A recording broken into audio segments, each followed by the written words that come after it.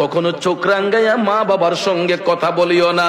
আর যার মা বাবা দুনিয়াতে নাই, তোমরা ওই মা বাবার কথা স্মরণ করে আমি আল্লাহর দরবারে ফরিয়াদ করো, ওয়া কুর রাব্বিরহামহুমা কামা রাব্বায়ানি সগীরা।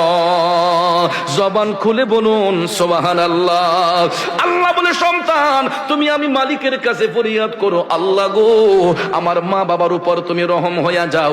যেমনি ভাবে ছোট্টবেলা আমার মা বাবা আমি সন্তানকে লালন পালন করেছে, আদর সোহাগ করেছে, আল্লাহ আমি কচি শিশুর মতো আমার মা বাবাকে তুমি লালন পালন করো। বন্ধুরা আমার, হাদিসে কুদসির মধ্যে এসেছে, সন্তান যখন চোখের পানি চাইরা মা বাবার আত্মার শান্তির জন্য দোয়া করে গো, ওই সন্তানের চোখের পানিটা জমিনে পড়ার আগেই আমার আল্লাহ তার মা বাবা রুহের উপর খুশি হইয়া যায়। চিৎকার মেরে বলুন না সুবহানাল্লাহ।